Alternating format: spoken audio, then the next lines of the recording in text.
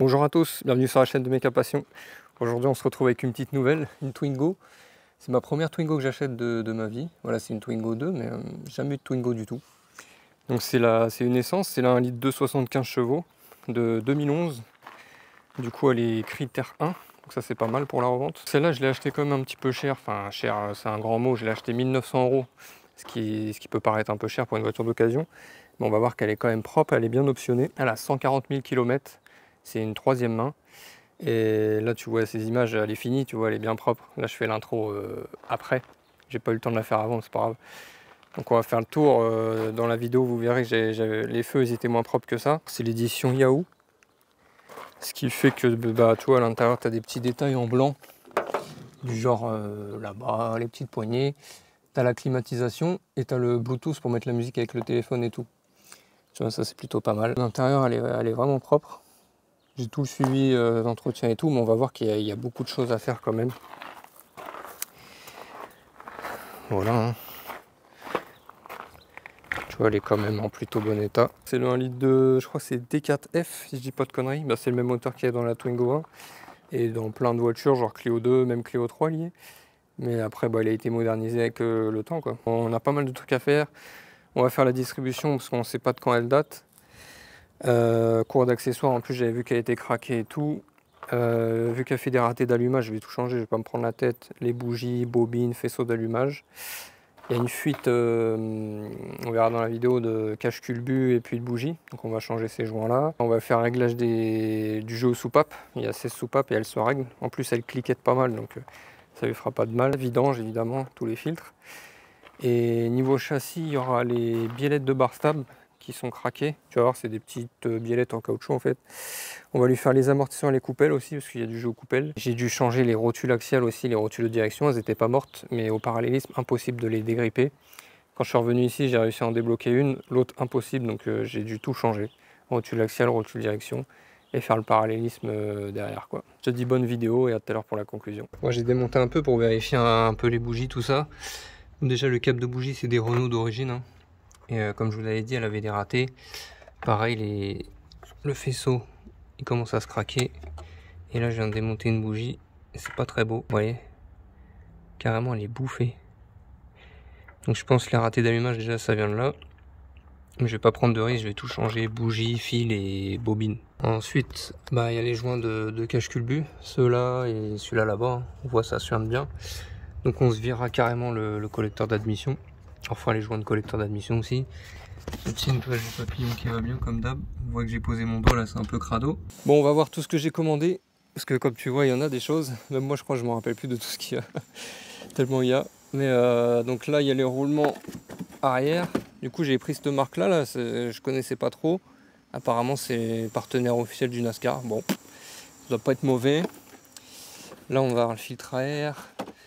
Là, ça c'est les coupelles d'amortisseurs. Ça c'est le galet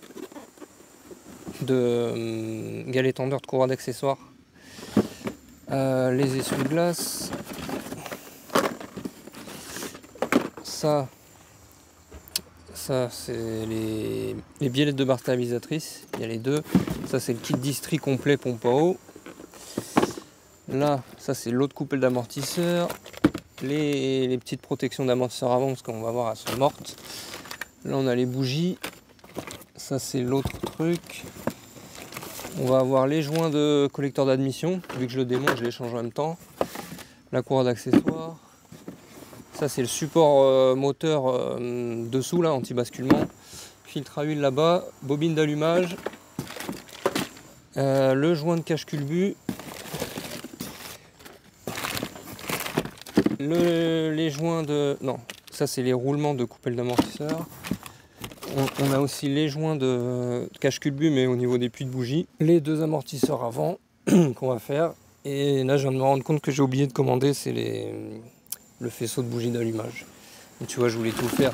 J'ai la bobine, les bougies là-bas. Et je voulais faire aussi le faisceau de bougie parce qu'il est un peu craqué. Donc bah ça, je vais essayer de le commander là chez un fournisseur en express. Tant pis. Bon allez, on va commencer la partie moteur, hein. On va enlever toute cette grosse boîte à air, tout ça c'est la boîte à air. Après comme ça on verra un peu mieux le moteur. Il y aura peut-être un peu de bruit de marteau-piqueur là. Donc allez. Quand c'est pas les cigales, c'est le marteau-piqueur. Hop, ça se déclipse après. Hop. Ça va virer. Voilà. Vous voyez le bordel quoi. Et du coup le filtre à air il est là-dedans, tu vois, il y a des vis à enlever. Ça on le fera plus tard. Vous voyez petit à petit, hein, je découvre en même temps ce moteur.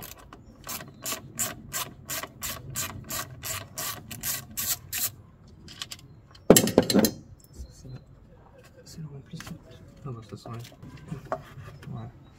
Donc ça c'est le truc pour remplir, pour mettre l'huile dans le moteur. Hein. On voit qu'il y a un gros joint torique ici.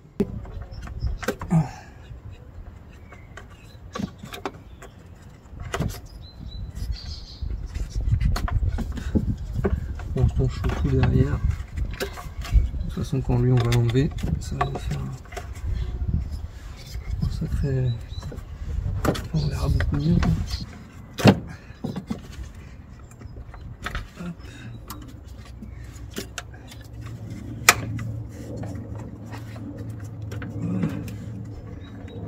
Ça.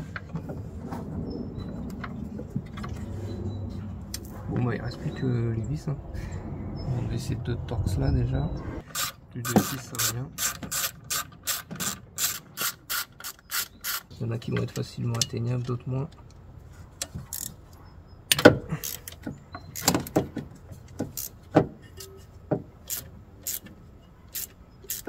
Bon voilà, j'ai fini d'enlever toutes les vis et tous les trucs qui étaient reliés au collecteur. Je vais vous montrer après plus en détail parce que bon, y a des trucs à savoir. Là il devrait venir. J'ai débranché la batterie aussi. En plus il y a de l'essence qui coule de la rampe d'injecteur, hein, ce qui est normal. Je vais la vider d'ailleurs. En gros ça vous donne ça, donc j'ai laissé le papillon dessus, comme ça on le nettoiera bien. Et du coup bah, les injecteurs ils restent dessus. Hein. Vous voyez, il faut enlever du coup l'arrivée d'essence d'un côté, l'alimentation électrique de l'autre. Là tu peux apercevoir les joints que je vais changer, même si ceux-là en vrai ils sont encore bons, mais bon, je les ai commandés donc voilà. Et là je vais vous montrer en détail exactement ce qu'il faut enlever. Ce qui reste après bah, c'est l'alimentation d'essence qui est juste là. Donc ça c'est des clips. Faut appuyer sur cette partie là, tu appuies dessus, tu tires. Derrière il y a ça, il y a celle-là, il y a celle-ci. Même principe, tu appuies dessus, ça vient. Tu as la prise électrique là du papillon à enlever, de gaz. La prise électrique des injecteurs elle est là. Puis voilà, hein, donc comme vis tu en as 8 ici. Tu as les deux torx là, et ouais tu avais une troisième torx ici là, au niveau du papillon.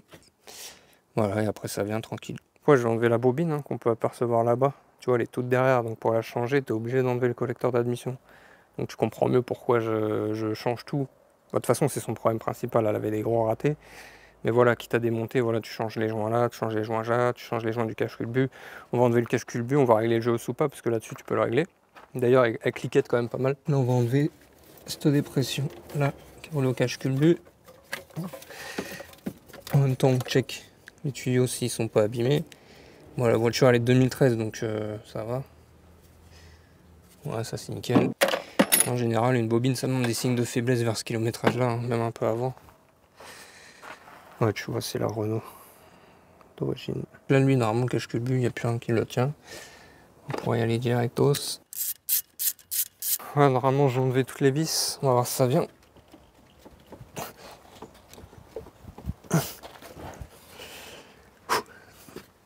Ça m'a l'air un peu collé. Voilà. Voilà. On était juste collé. Donc c'est tout doré à l'intérieur là. Bah, c'est plutôt propre ma foi. Oh, par contre la distrie. Alors je savais que la courroie d'accessoires était craquée. Bon, souvent ça va de pair. Et je vais vous montrer qu'il était temps d'intervenir. Bon déjà regardez. Ça va, c'est plutôt propre. Hein. Je pense que les vidanges ont été respectées. Par contre regardez la distrie. Est-ce que vous voyez ça là? Ah ouais mon pote. Je crois que dans pas longtemps là elle aurait pété. C'est chaud. Bon, donc comme tu vois c'est des culbuteurs qui se règlent. donc. Oh putain. Ouais à mon avis il y a du jeu. Hein. C'est pour ça que ça cliquetait pas mal. On va se retirer les bougies maintenant. Donc, les bougies, c'est du 14. Il faut une douille de 14 longue. Tu vois, c'est dans des tout petits puits comme ça, là, ça passe pile poil. Bon, je sais pas si je les ai déjà montrées. Comme tu peux voir, elles sont pas très belles. L'électrode, elle est quand même bien bouffée. Tu verras que sur les autres, c'est encore plus flagrant. Celle-ci, elle est un peu plus moche. Tu vois comment c'est bouffé là? Ça aurait pu se péter. Alors, est-ce que c'est celle d'origine? Non, je pense pas, vu que ça, c'est des Bosch. À mon avis, elles ont déjà été faites. De toute façon, des bougies qui auraient 140 000, ça ferait un peu beaucoup quand même. J'ai pris des Berus. Parce qu'elles étaient pas chères. Alors, je crois pas que c'est du iridium, tu vois, c'est entre les deux. Je sais plus comment ils appellent ça. Celle-là, c'est des titans. Enfin, ultra plus titan. Ultra titan plus.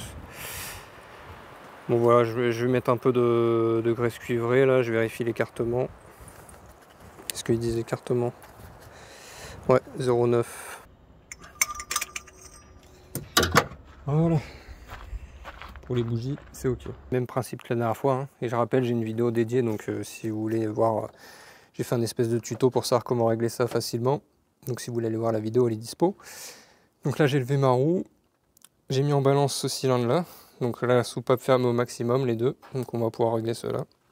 Donc là, on a les soupapes d'admission vers nous et les échappements au fond. Là, c'est un 16 soupapes, donc il y en a plus. Donc là, ils disent entre 25 et 32. Donc moi, je vais mettre 25. Et là, je vois que ma 30, elle passe déjà tranquille. Donc on va devoir desserrer ici, je dirais, comme d'habitude. Je vais vous en montrer une et après, je vous prendrai dès que c'est fini. Donc là, c'est du 10. Je vais venir serrer contre, mais pas trop. Après, on vient serrer le contre-écrou. Voilà.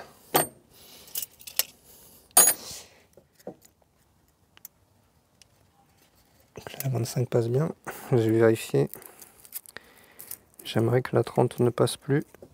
Voilà, beaucoup de mal à passer. Donc j'estime que c'est bon.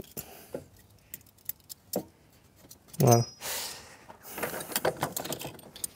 Donc là, je viens faire le serrage final. Voilà. Bon voilà, je viens de terminer le jeu aux soupapes. Donc elles étaient toutes déréglées, surtout celle d'échappement, il y avait au moins 15 dixièmes, hein. Ça commence à faire beaucoup. C'est pour ça qu'il y avait pas mal de cliquetis. Donc là c'est bon, j'ai fait les 16 soupapes et bah là je vais m'arrêter pour aujourd'hui parce qu'il commence à flotter. En plus j'ai pas mon faisceau de bougie. Et là je vois que du coup le cache-cubu ça cache pas mal la distrie. Donc je pense que je vais faire la distrie demain sans remonter le cache-cubu, comme ça je verrai encore mieux. Ça me fera encore une plus belle visibilité.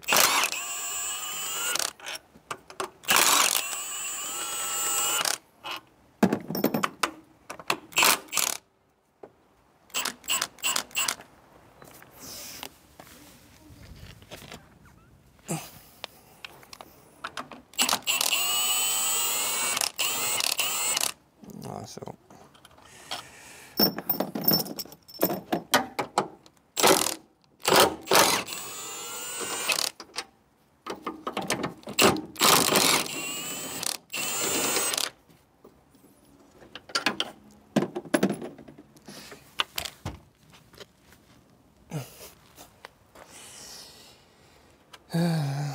Hop. Lui j'ai bon.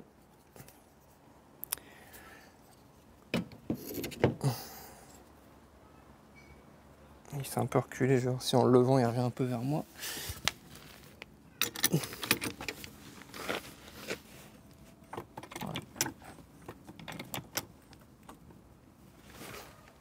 Ouais. Bon allez, on va détendre la courroie d'accessoires déjà.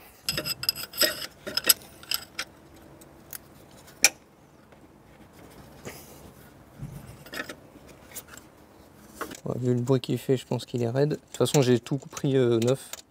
Le kit complet, distri et accessoires. Hop. Vous voyez, c'est un galet comme ça. Il y a ça derrière là. Et ça vient se caler sur le moteur. En fait, plus on tend, plus ça vient mettre d'écran. Ah voilà, il était raide. Voilà, du coup la courroie elle vient. Hop. La courroie pareil, elle était dans un sale état celle-là. Voilà. En fait c'est comme la disserie. En vrai si vous achetez une voiture d'occasion et que la courroie d'accessoires elle est dans cet état-là, pensez bien à vérifier la distribution parce qu'il y a de fortes chances que ça soit la même. C'est une courroie d'accessoires Renault, je suis sûr celle d'origine. Elle a 140 000 km la voiture. Je pense que jamais rien n'a été fait à ce niveau-là. À part les vidanges et les bougies et c'est tout quoi. Ah on n'a pas vidé l'eau aussi c'est vrai. On n'a pas vidé l'eau. Donc allez go, je vais vider l'eau vite fait. Du coup je suis passé par là. Vous voyez la durite elle est en bas. Et c'est que le collier il est mal fichu. Enfin il vous faut un truc comme ça là. Pour pouvoir dévisser le collier. Enfin pour le desserrer. Et après elle était même un peu grippée sur le radiateur donc j'ai galéré mais bon voilà c'est vide. Là je monte vite fait. Donc après la prochaine étape là ça va être d'enlever ce support là. Voilà, j'ai retiré le machin. Donc il y a bien 4 vis dessus. Hein. Voilà. Donc là on voit clair. Voilà, après tu as ce petit cache là dessous là avec 2 vis qui cache la pompe à eau. Je vais te montrer un petit peu qu'est-ce que ça donne. Ça c'est ça l'espèce de système là, cranté où il y a la courroie d'accessoires. Voilà ça donne ça. Donc là je vais enlever la poulie dumper et après refaire tourner le moteur et le mettre au point mort. On pourra enlever la courroie et tout. Hein. Voilà donc poulie dumper retirée ça donne ça. Donc tu vois c'est claveté et là tu as une petite marque ici. Et à mon avis il faut la faire correspondre avec ce petit trait là. Donc on va voir, on va remettre la vis, on va tourner. Et on verra si au niveau de l'arbre à cam en haut là, ça correspond. Il y a une petite flèche là qui doit correspondre avec la flèche du cache-cubu. Donc ça c'est bon. Mais il n'y a pas de pige de calage pour l'arbre à cam. Et normalement la pige de calage, elle se met au niveau du démarreur là. Il y a un trou là-bas, au niveau de mon doigt, qui rentre dans le volant moteur. Sauf que moi le trou il est bouché. Donc soit quelqu'un avait une pige dedans et elle a cassé. Enfin bref, du coup je peux pas le piger. Mais c'est pas grave. Ce qu'on va faire, c'est que on va faire des repères. Là, de toute façon, c'est simple, hein. C'est le trait devant l'autre. Et en haut, pareil, donc on fera quand même des petits repères au blanco. On va pas le caler, on va monter la courroie comme ça. Et au serrage, je pourrais quand même bloquer un tournevis dans le volant moteur, donc c'est bon. Je vais enlever le galet tendeur. J'ai fait mes petits repères.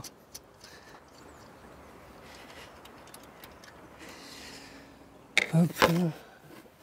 Là, il faut une petite clé pour détendre le truc.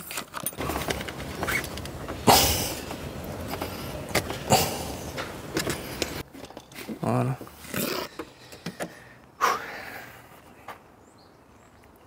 Ça y est, elle est dehors. Comme ça, on va bien pouvoir voir l'étendue des dégâts. Voilà, mon pote. C'est chaud quand même. Hein. Et l'intérieur.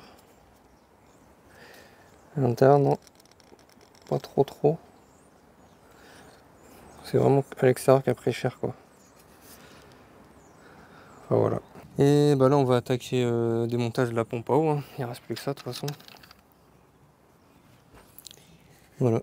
Elle se trouve là. Moi, je l'enlève et je vous reprends après. C'est une horreur à sortir cette pompe à eau sur ce bloc. Là. Bon, ça y est, je l'ai sorti. En fait, je vais t'expliquer vite fait. Tu vois, quand elle est sur le moteur, elle est comme ça. Du coup, il y a un tuyau qui est relié. Qui passe derrière ici. Et en gros, ça se présente comme ça. T'as un tuyau comme ça et qui passe derrière là. Et il est relié à la pompe à eau, tu vois. Par ce joint torique là. Là-dedans. Donc en fait, il faut tirer dessus.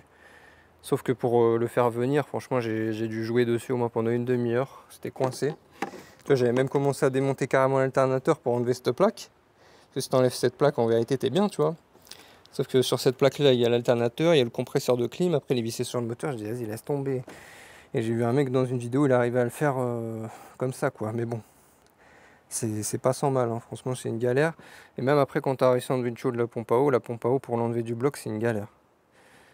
Donc, bon, je vais transvaser ce petit truc noir là sur la nouvelle pompe à eau et puis bah, on va commencer à remonter. Hein. Là, j'ai remis la nouvelle pompe à eau en place. Donc ça sert à 9 Nm. Donc ça, c'est bon. Là, je vais remettre le galet tendeur, la courroie, et en dernier, je remettrai le tuyau là, et l'alternateur. La courroie est en place, le galet aussi. Les repères de la courroie coïncident bien avec les les repères de la poulie. Ici. Et là, il y a le trait blanc dessous, tu vois. Donc là, on va faire les... je vais enlever la goupille du galet tendeur. Je vais faire mes 2 tours moteur, etc. Voilà, là j'ai tendu ma courroie. Je vais vous montrer. C'est pas facile à regarder. En gros, voilà, faut que le petit ergot là, il soit entre les 2 autres. Donc là, on est bien. Bon voilà, ça avance tranquillement. J'ai remonté les petits caches, tout ça. Là, je suis en train de remonter l'alternateur. Et pour ceux qui galèrent à remonter les alternateurs, des fois ça coince, c'est une galère. En fait, vous voyez, vous avez des petites bagues ici là. En fait, ces bagues-là viennent se resserrer quand vous serrez la vis, ce qui maintient le bloqué. En fait, pour pas galérer à le remettre, vous voyez, là, il rentre tout seul. Il faut venir tapoter avec un marteau là, sur la petite bague et la faire sortir par là. Et après, tu vois, ça va tout seul. Ça, c'était grâce à un abonné il y a longtemps qui m'avait dit, donc merci à toi si tu te reconnais. Et voilà, pourvu que ça serve à quelqu'un d'autre. Bon, je viens de serrer ma poulie d'ampère. Du coup, c'est plutôt simple, hein. Faut juste mettre un tournevis là-bas dans les dents du volant moteur. Et voilà, j'avais fait un petit repère au blanco, mais je me suis aidé aussi de ça. Parce que du coup, il faut serrer à 40 newtons et 70 degrés. Ça va, c'est pas un gros serrage, mais bon. Voilà, c'est fait. Là, je vais mettre la courroie d'accessoires. J'ai déjà mis le galet. Et après, on réattaque tout le cache-culbut, tout ça, puis on la démarre, hein, putain. Ok, là, je viens de finir de nettoyer mon plan joint. Donc après, quand on remet le cache-culbut, d'ailleurs, là, j'ai remplacé tous les joints déjà. Et celui-là aussi. Et quand vous remettez un joint de cache-culbut, comme ça, s'il y a des arrondis là, de cam, faut toujours mettre un peu de silicone ici, là, de l'autre côté. Voilà, vraiment dans l'angle de l'arrondi. Pareil, si vous en avez un de l'autre côté, bon là, il n'y en a pas. Et aussi, quand il y a des liaisons entre 2 carters, bon là, il n'y en a pas, mais vous voyez, si vous avez 2 carters, par exemple, qui s'assemblent et que ça fait un trait comme ça, mettre un petit peu de pâte en plus. Voilà.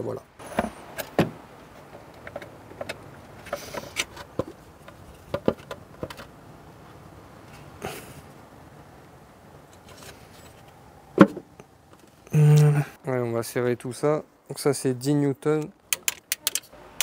Voilà.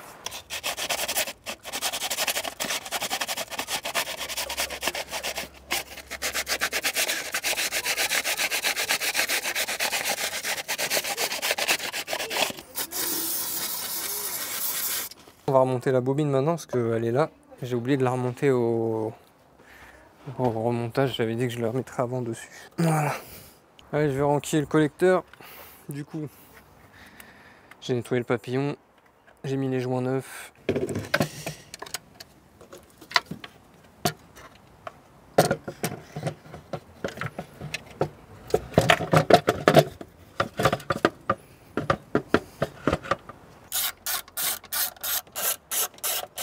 Je vais serrer le collecteur.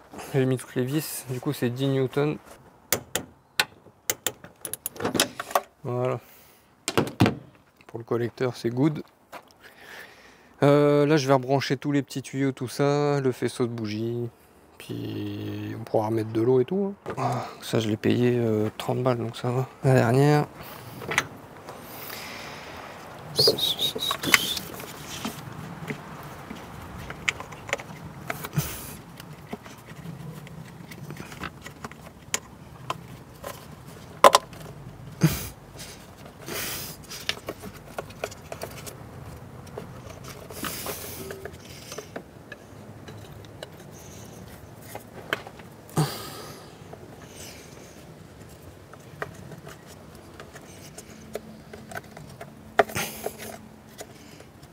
Voilà. Oh, c'est bien, ça fait propre. Là, je suis en train de changer le filtre à air. Là, j'ai mis le nouveau, tu vois, l'ancien, il était pas trop crade, mais bon, voilà. Comme ça, je fais ça, je remonte ça, je remplis l'eau et on démarre. Allez.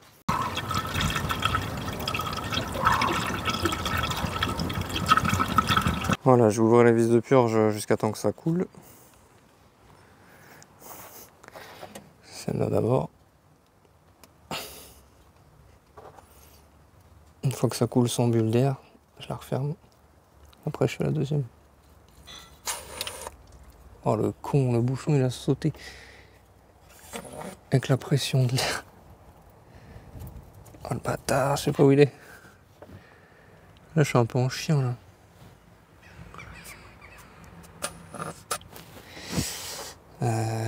si je ferme lui.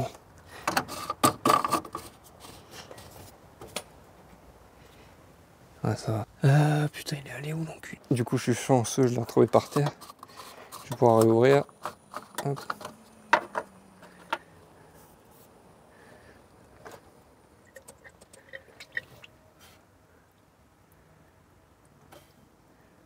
Là c'est bon. Là je vais ouvrir la deuxième. Ah j'ai plus de batterie, tant pis. Je garde le peu qui me reste pour le démarrage.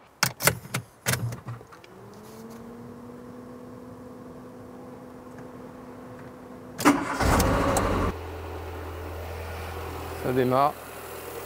Bon je vais couper là, comme ça je vérifie un peu tout là. Bon bah là on est le lendemain. Comme vous avez vu hier, bah, elle a démarré au quart de tour, hein, c'est un truc de fou. Du coup, bah, j'ai vérifié s'il n'y avait pas de fuite, machin, donc tout a l'air bon. J'ai fait la purge du liquide de refroidissement.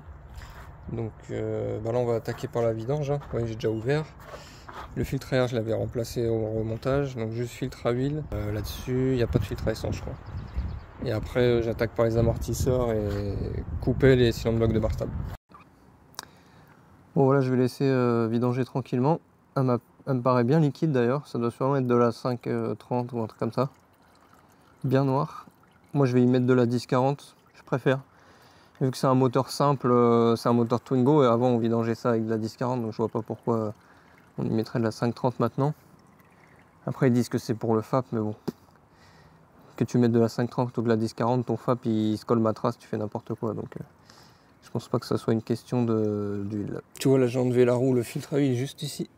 Ce qui est bien c'est que j'ai commencé à le dévisser, je crois qu'il vient à la main. Bon, ça c'est cool. Toujours dresser le joint comme ça. Ça facilitera le prochain démontage en fait. Sinon ça peut se souder carrément et là c'est une misère. Hop.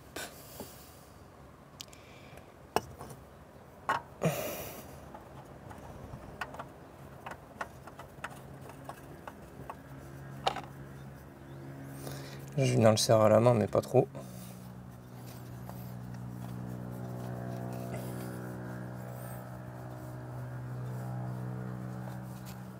Voilà, comme ça suffit. Donc la biellette de bar stable se trouve ici. Hein. Comme tu vois je la fais parce que ça commence à craquer. Donc ça je vais pas te filmer le procédé, c'est simple. Hein. En gros tu as une empreinte étoile au-dessus. Et tu dévisses là et tu remets l'autre. C'est juste qu'à mon avis, il faudra prendre un serre-joint parce que regarde quand c'est neuf, la vis elle dépasse pas de l'autre côté. Donc moi j'ai pris mon petit serre-joint comme d'hab, genre un truc comme ça là. Et comme ça tu viens compresser la barre. Et ça va te permettre de faire sortir la vis et de venir visser quoi. Moi je te cache pas que j'en ai un petit peu chié hein, parce que pour compresser ici c'est compliqué. Du coup je me suis pris carrément sur la billette de direction. Et tu vois j'ai galéré à enlever l'ancienne vis. Parce qu'elle était complètement soudée avec le caoutchouc là, c'était une galère. Mais bon voilà. Et bah là je vais démonter l'amortisseur et on va changer tout ça. Hein, avec la protection là, qui est morte. Et les coupelles en haut. Mais je crois que je vais devoir faire tomber la baie de pare-brise. Sinon j'aurai pas accès aux coupelles. Moi ça y est, je viens de démonter la baie de pare-brise. C'est un peu galère à enlever, faut faire gaffe. Il y a des clips un peu partout, il y a des vis un peu partout. Là tu vois que ça n'a jamais été démonté parce qu'il y a une protection de la coupelle, elle est collée. Donc ça n'a jamais été fait. Là tu vois il y a une petite évac. On va la déboucher avec un jet d'eau là parce qu'à mon avis elle est un peu bouchée. Voilà, j'ai démonté l'ancien amortisseur. Donc comme tu peux le voir déjà il a la protection qui est complètement morte. Et je pense que tu vois, là c'était vraiment le roulement qui était HS. Et, tu vois il y avait du jeu donc c'est ça qui causait problème.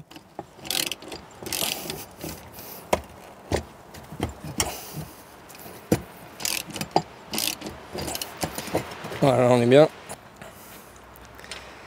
Donc là, il y a lui. Le roulement, il est dedans. Alors, en fait, c'est lui qui est complètement éclaté.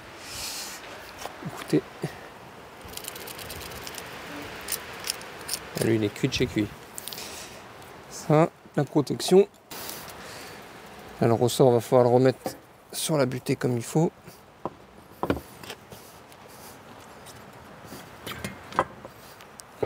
Voilà.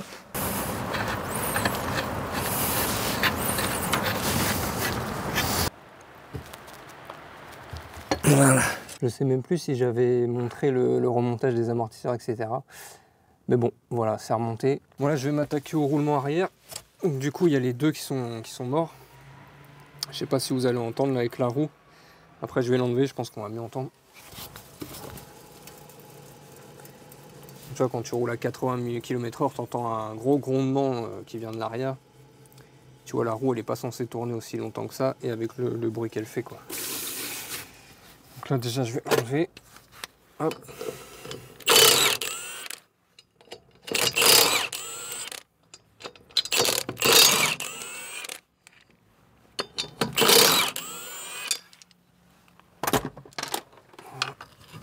Roulement arrière, on peut les faire soi-même. Je vais vous montrer avec quel genre d'outillage. C'est quand même une mallette qui coûte un petit billet et que voilà quoi. Mais bon. Bon, ça, le bruit, c'est normal. C'est les plaquettes. C'est les garnitures de frein arrière qui frottent, c'est normal. Mais on entend un bruit de roulement aussi. Un grondement. Je sais pas si vous l'entendez. Enfin bref, là le but ça va être de faire sauter ça pour accéder à l'écrou central.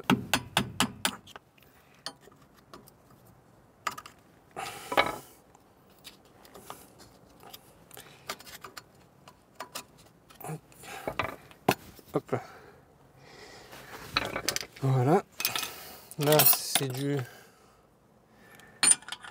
30 ou 32. 30. Avec la choc. Easy. Là ça devrait venir. Si ça vient pas, c'est que les mâchoires de frein à main sont un peu trop serrées dessus. Ah, ce que je fais, vu que j'arrivais pas à sortir le moyeu, ce que je fais c'est que je revisse la roue dessus, sans la grosse vis évidemment, et là en forçant, rarement, voilà, ça vient. Hop. Oui, puis le moyeu, bah, il est là quoi. Comme ça marche bien. Moi déjà en premier on va venir retirer le clips avec une pince à clips là. Hop. Voilà, donc là t'as ça à l'intérieur. Je vais prendre mon outillage spécifique. C'est une mallette comme ça. Vous voyez, il y a des cloches de toutes les tailles. Même en dessous, il y en a d'autres et tout.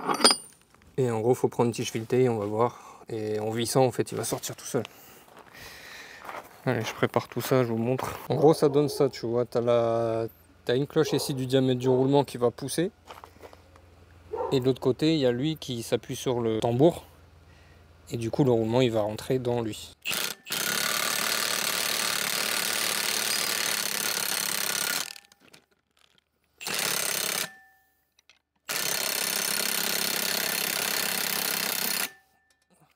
Ça y va, il ne reste plus grand chose. Voilà. Voilà l'ancien roulement. On peut voir que la graisse a commencé à se barrer et tout. Même avant que je le machine. Donc lui c'est poubelle et bah là on va réinstaller le nouveau. Allez c'est parti.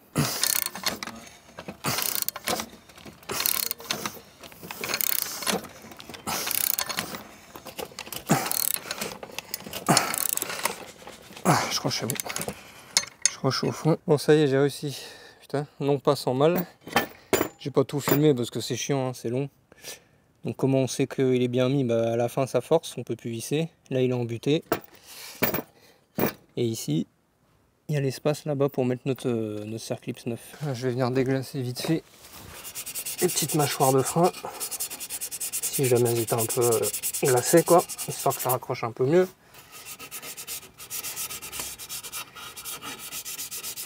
Voilà.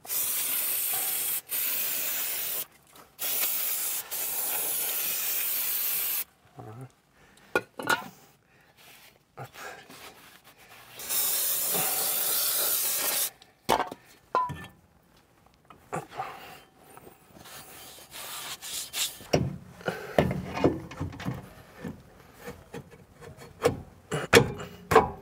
165.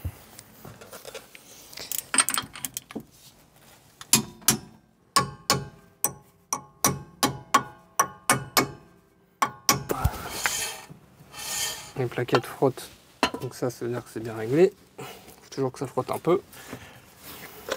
En tout cas, on peut voir qu'il tourne plus 1000 ans comme avant là. Maintenant on va checker. Voilà. Donc là on a que le bruit des plaquettes de frein, donc c'est normal. Par contre, vous voyez, la roue elle tourne plus pendant 10 ans et j'ai plus le bruit de roulement qui est fatigué, quoi. Donc la mission accomplie, je fais la même de l'autre côté et pour vous, ça passe sur autre chose. Allez go. Bon voilà, retour du contrôle technique, hein, tu vois, c'est bien celle-là. Donc elle a eu que ça. Performance frein de service des équilibres arrière. Alors je sais pas, c'est le frein à main qui est peut-être qui sert un peu plus de l'autre côté ou quoi. Les réglages frein anti-brouillard avant, bon bah ça c'est tout le temps. Et puis voilà, c'est tout, hein. Donc elle l'a eu, c'est impeccable. Voilà, donc si la vidéo t'a plu, n'hésite pas à mettre un petit j'aime, un petit commentaire, à t'abonner, ça fait plaisir. Bientôt 20 000 abonnés, hein, ça passe vite. Donc allez, je te dis à la prochaine, ciao.